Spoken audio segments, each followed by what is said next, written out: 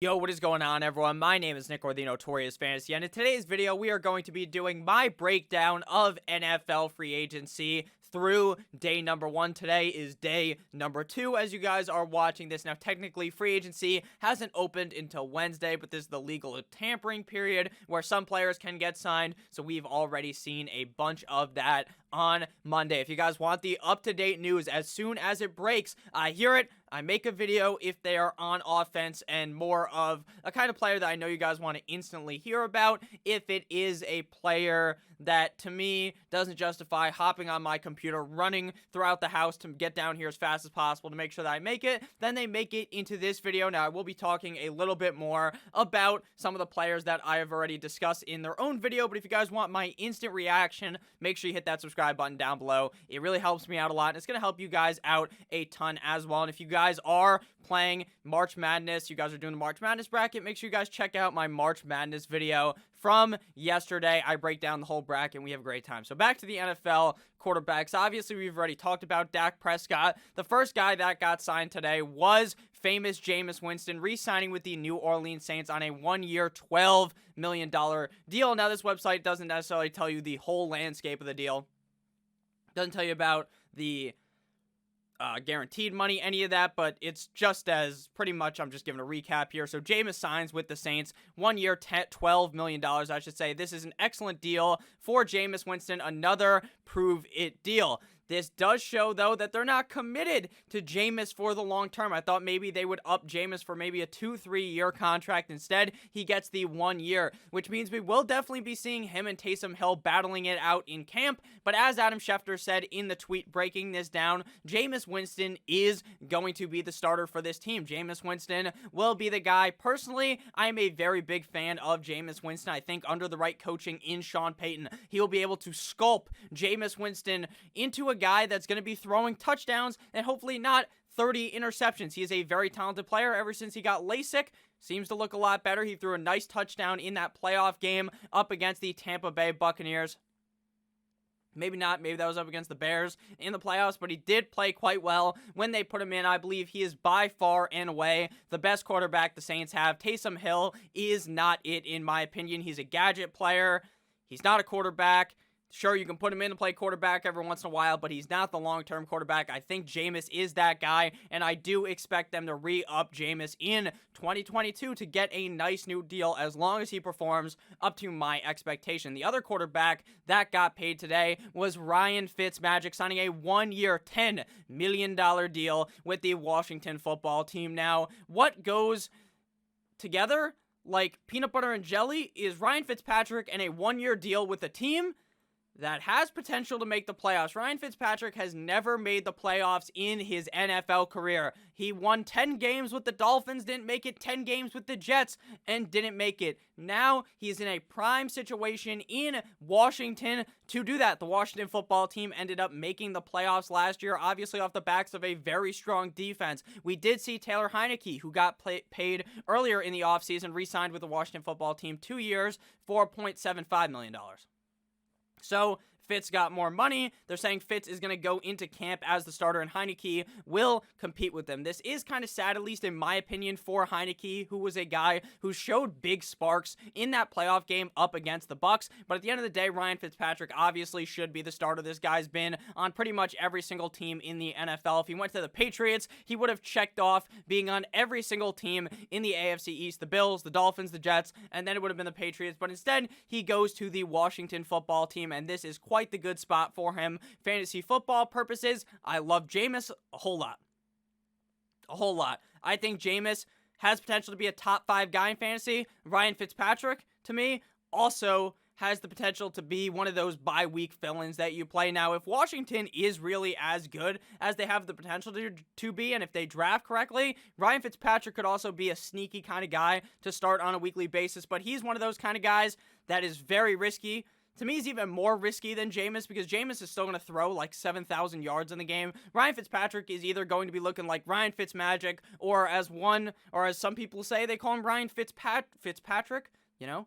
Fitzmagic, and then they call him Fitztragic when he's out there sucking dick, not knowing, like, looking like he has no idea how to play the fucking game. So I like Ryan Fitzpatrick. I like this deal for him, and I hope he plays well in Washington. All these other things happened at the quarterback position before this time. Back at the running back position, obviously talked about Aaron Jones re-signing a 4-year deal that happened before today, $48 million. Again, very good deal for Aaron Jones. He should be very happy with signing that. Did not get franchise tagged, obviously, but he will enjoy the fruits for his labor there in Green Bay. Very good move. Nothing else happened today besides Carlos Hyde. Now, I understand to the people who don't play fantasy football, Carlos Hyde, Schmarlos Hyde, who gives a fuck, right? But he signs a 2-year deal with the Jacksonville Jaguars worth $6 million. Personally, I'm a big fan of James Robinson, and this does not worry me because it could have been worse. Could have been much worse. They could have brought in Chris Carson. They could have brought in James Conner, Kenyon Drake, one of those kind of guys that will be the starter if that happened, but they bring in Carlos Hyde. Now, as long as they don't draft anyone, I'm still confident in James Robinson going forward for fantasy football. I think it's not the best that Carlos Hyde is there, but at the end of the day, it's the better of two evils. Instead of bringing in someone really good, Carlos Hyde will be behind him. I still think James Robinson could have a great season. Gus Edwards becomes an RFA as they put one of those tenders on him. Same thing goes with Phillip Lindsay. I don't think either of those guys are going to end up leaving their team. Devontae Booker signs with the Giants just to be a backup for Saquon Barkley. To me, this doesn't make too much sense because I think Wayne Gallman is honestly good enough to suffice as the running back 2 on the team. We saw, honestly, when Saquon was gone, that there were multiple games where Wayne Gallman really lit it up. So to me, this kind of seemed like a confusing choice by the New York Football Giants. Nothing else too interesting there. Fullbacks, they gave Kyle Juszczyk the bag. 5 years, $27 million. Now, I'm not necessarily someone who's going to explain to you the worth of a fullback, but the 49ers love to run the ball. You want to know who protects the run? Kyle Juszczyk, an excellent ad for what they describe as a man named Juice. Al Robinson, Chris Godwin, obviously franchise tagged by their teams. The news of today, Nelson Agholor gets the bag, signs with the Patriots on a 2-year, $26 million deal, which is interesting because I felt like Corey Davis, there were a lot of people talking about overpay. I even talked about that in my quick breakdown when he signed with the Jets, 3 years, $37 million, but on a year-by-year basis, Corey Davis is cheaper than Nelson Agholor, and in my opinion, and what the opinion of most people is that Corey Davis is by far and away a better wide receiver than Nelson Agholor. Nelson Agholor could not, they're similar though, in the way of neither of these guys did it early on in their career. Nelson Agholor was getting booed out of Philadelphia. Goes to Las Vegas, lights it up. Corey Davis, 4 years in the NFL, sucks ass.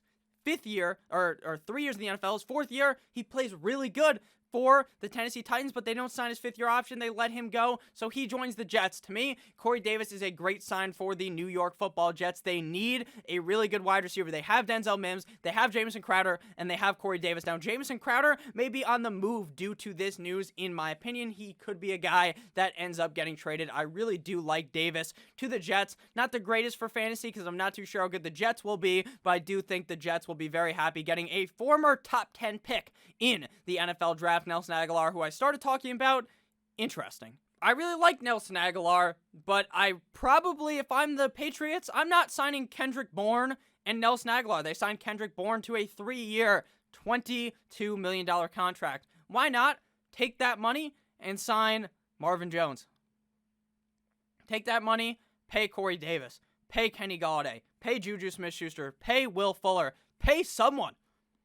Get John Brown. What the fuck is this? Why are you going with Nelson Agholor and Kendrick Bourne? I think Nelson Agholor actually is good and will succeed with the Patriots, but Kendrick Bourne, when has that guy ever been good for San Francisco? So I am a bit putting some question marks on that news. Terrell Williams got the bag with the Raiders, and then now he's gone. Signs with the Lions on a 1-year, $4 million deal. I'm not too sure how mad he is. He already made a shit ton of money in Viva Las Vegas. He's a guy that was hot a couple of years ago, has definitely declined. I think this is a nice reopening for his career in Detroit, even if the Detroit Lions are not that great of a team. Jamal Agnew, 3 years, $21 million for a special teams player. crazy. Andre Roberts, this is what's going to make Deshaun Watson stay in Houston. Psych, obviously not. Andre Roberts, just not that great of a player, formerly of the Buffalo Bills, I believe. Nothing really too much to talk about there. Noah Brown signs with the Cowboys, re-signed on a one-year deal. Philip Dorsett, who has been tossed around the NFL a lot recently, formerly of the Indianapolis Colts. I believe he was of other teams before that. Maybe not, though. Maybe I'm just making that up. He was on the Colts, though. Was also on the Patriots, so I was right. Signs a one-year deal with the Jacksonville Jaguars. On to tight ends. This was very interesting. Rob Gronkowski came out and was talking about, oh, I'm going to dip my toe in free agency. What type of dipping your toe in it was with day one you re-signed back with the Bucs on a one-year deal? I commend him. He wants to win. It would make sense that he signed back with the Bucs. I don't know why he would have went anywhere. I joked that he should come to Miami. It's nice down there. It's also nice in fucking Tampa Bay. They're both in Florida. It was a joke. I like Gronk. Back to the Bucs. Very happy for him. Jonnu Smith, great landing spot, but also not great at the same time, because in the past, you're thinking, oh my God, the Patriots got another tight end, Gronk 2.0, but they don't have Tom Brady throwing him the ball. 4-year, $50 million, bit of an overpay, which is going to cost Hunter Henry to get even more overpaid because he's better than Jonnu Smith in most eyes. I think Jonnu, personally, might be better than Hunter Henry. Both guys do deal with injuries in the past. The Patriots, with Cam Newton, threw the 31st most pass play percentage in the NFL, which is bad. Obviously very low. There's 32 teams in the NFL. So is it really worth it? I don't know. Is Cam bad, or was it due to the weapons around him not producing? I don't know. And this is where we will see if he's good or not. They bring in all of these weapons. They got Jonnu. They brought in Kendrick Bourne. They bring in Nelson Aguilar. They are bringing the weapons to Cam. Now, these are not necessarily the most top-tier weapons. I'm sure Cam Newton would have salivated if they brought in a guy like Kenny Golladay or someone like that, but that's not who they got. He gets these mismatch of guys. Jonnu, in my opinion, a very underrated tight end. I think he will have success in New England, but just be aware that you might want to temper your very high expectations because he's a Patriots tight end in Bill Belichick's system. Just worry, because we're not 100% sold in on Cam Newton yet. Personally, I am not. If you guys have ended up enjoying this video thus far, please make sure that you hit that subscribe button down below for me. I would really appreciate it. A bunch of other players have signed at the position. Nothing too important. Josh Hill, one-year deal. Eric Tomlinson re-signs with the Ravens. Ethan Carter. What are the Dolphins? The Dolphins. Fullback / tight end. We don't do anything. I'm like, holy shit, we need Will Fuller. This is going to be it. I get a fucking notification.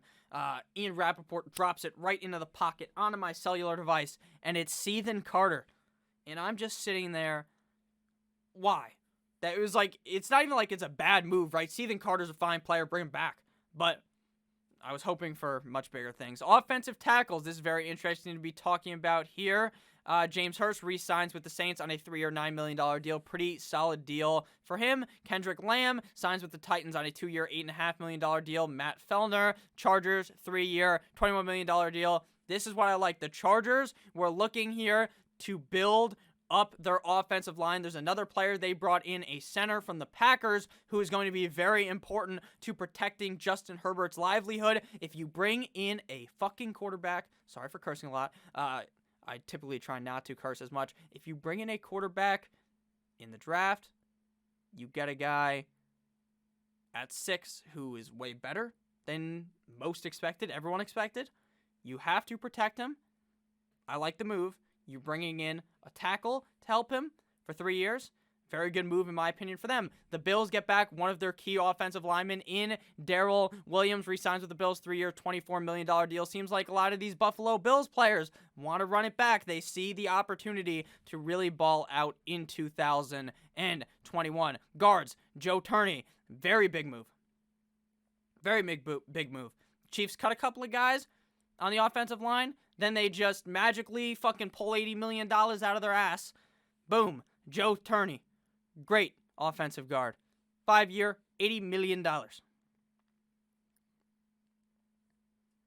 Where does the money come from? The NFL cap, I've talked about this before. It is a mystery. It is fairy dust. It makes no sense.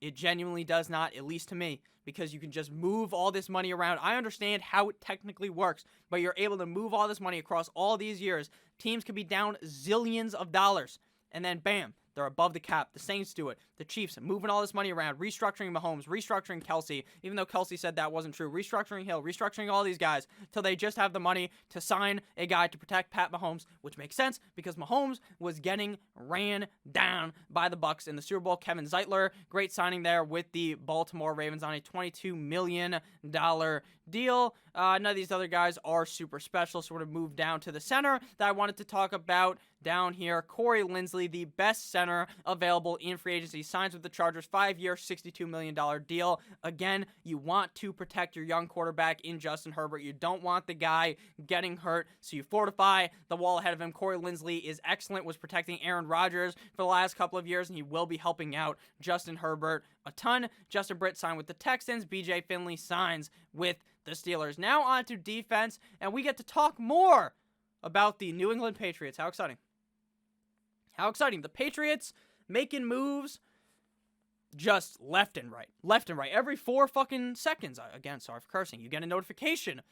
Boom, the Patriots have added someone else. Like, what is happening? You never have seen this in the past, where Bill Belichick, on day 1 of the tampering period, we know Bill Belichick loves tampering with the fucking video cameras, with the footballs, but now he's tampering on free agency. It's insane. Signing all these guys. Obviously, we talked about J.J. Watt a ton. Great signing by the Cardinals. Maybe a little bit of an overpay, but it is what it is. Yannick Ngakoue, whose name I can never pronounce. Very good signing by the Raiders, getting him on a 2-year deal, $26 million. I really like that move. The Raiders adding more to the defense that they really needed. Carl Lawson leaves the Cincinnati Bengals and joins the New York Football Jets, 3 years, $45 million. The Jets, very good signing there. I hate the Jets as a Dolphins fan, but hey, Carl Lawson is definitely a good player. But was he the best player there? In Cincinnati, did they need to keep him? I don't know. We'll see, but I think Carl Lawson is definitely a good player. Akawara re-signs with the Lions, 3-year, $39 million deal. Feel bad for him. Obviously, he accepted it, but I wouldn't really want to be on the Lions if I was him. Mario Edwards re-signed with the Bears. Nothing else too sexy here. The Patriots bring in 2 guys here. They re-signed Mr. Wise of the Patriots, obviously 4-year, $30 million deal, brought him back. They bring in Henry Anderson, 2-year, $7.5 million deal, just building back a strong and fortified defense for the Patriots, and they continue to do it across the board. D tackles. They bring in Davin Godchaux of my Miami Dolphins. They bring him in, signs to the Patriots, 2-year, $16 million deal. Again, they're just making moves left and right. Shelby Harris resigns with the Broncos. Autry signs a new deal with the Titans, $21.5 million. Malik Collins signs with the Texans, 1-year, $6 million. Dalvin Thompson signs with the Vikings, 2-year, $22 million. The Giants bring back in Austin Johnson on a 1-year deal. Jacob Tutali Mariner re-signs with the Falcons on a 1-year deal. Vincent Taylor goes to the Texans on a 1-year, $2 million deal. None of these guys are super special. This is what I want to bring up here. The Bucs bring everyone back. How does this work? Again, the cap space is a myth. It's a myth because Shaq Barrett is back. 4-year, $68 million. Levante David, 2 years, $25 million. They're probably going to win the fucking Super Bowl again. Interesting. Former Steeler Bud Dupree goes to the Titans, 5-year, $82.5 million. There was no way they were going to be able to afford him and all the other free agents. Juju's probably gone. Makes sense. Bud Dupree is gone. Matt Milano, tough. As a Dolphins fan, I wanted to see him go. Re-signed with the Bills, 4-year, $44 million. Matt Judon, Patriots making a splash. Matt Judon looked to be one of the best guys that was available at the linebacker position because the most Shaq Barrett, Levante David, they're not going to be signing anywhere. They're going to stay in Tampa. At least that's what Bruce Arians said in his drunken rant, which I respect. After they won the Super Bowl, he's like, you guys are all staying here, as he's drinking out of his cup. I love that guy. So, Matt Judon goes to the Patriots, 4-year, $56 million deal, and personally, I am scared as a Dolphins fan because we finally saw the fucking, what is that even called? Not a franchise, the dynasty. That's what I was looking for. This dynasty collapse in front of our eyes. And then, like it was a Lego speed build that you can, like, watch on YouTube. They're just back. Now, I understand, maybe they're not going to be as good. They're probably not going to be as good as with Tom Brady, but they're making all these moves, and it's scary.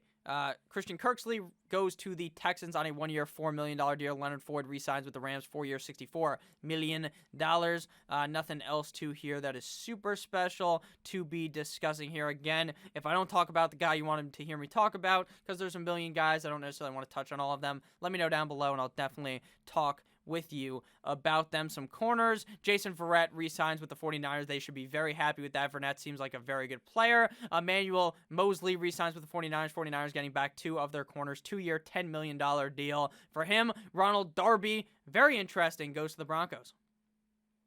Broncos need some corners. Does this stop them from drafting a guy like Caleb Farley in the first round? I don't know. I like the move, though. Ronald Darby. Michael Davis re-signs with the Chargers, 3-year, $25 million deal. Cameron Sutton re-signs with the Steelers. Nothing too special down here. And then we are on to the safeties. I was sad to learn that Justin Simmons was tagged by the Broncos because I wanted to see where he'd go. John Johnson moves from the Rams to the Browns, 3-year, $33 million deal. They are going to be playing with a whole lot of DBs out there at a time. This is going to be a very interesting defense to watch in 2021, a defense that got injured last year that we probably would have seen be very, very good throughout the season. The ceiling's the roof. This season. Jalen Mills, kind of washed. If I'm being honest with you, signs with the Patriots, though, so he'll probably be fucking amazing. All-pro safety, probably, Jalen Mills now. Signs with the Patriots, 4 years, $24 million. And again, guys, I just hate the Patriots. I'm going to be honest with you. If you're a Patriots fan, it's okay. I don't dislike you, but I dislike the team because they have bent me over a table and raw dogged me my whole life. 22, almost 22 years old now. The Patriots have always been good. It's sad. But, you know, it is what it is, you know. Hopefully these guys all suck. And then on special teams, bunch of kickers, bunch of punters, bunch of long snappers, and no one gives a flying fuck about them. So thank you guys all so much for watching this video. I hope you guys enjoyed my breaking down of the 2021 free agency day numero uno. I will be back tomorrow with some more videos if you guys want to hear more about free agency. As soon as it happens, make sure you hit that subscribe button. Again, you want to win your March Madness bracket, check out my rankings, or check out my March Madness video. Fade them all. Take them all if you want. I'm okay at March Madness. I had a nice discussion on there. It's like a 40-minute long video. I would really appreciate it. I love you all. Have a great rest of your guys' day. As always, good boy.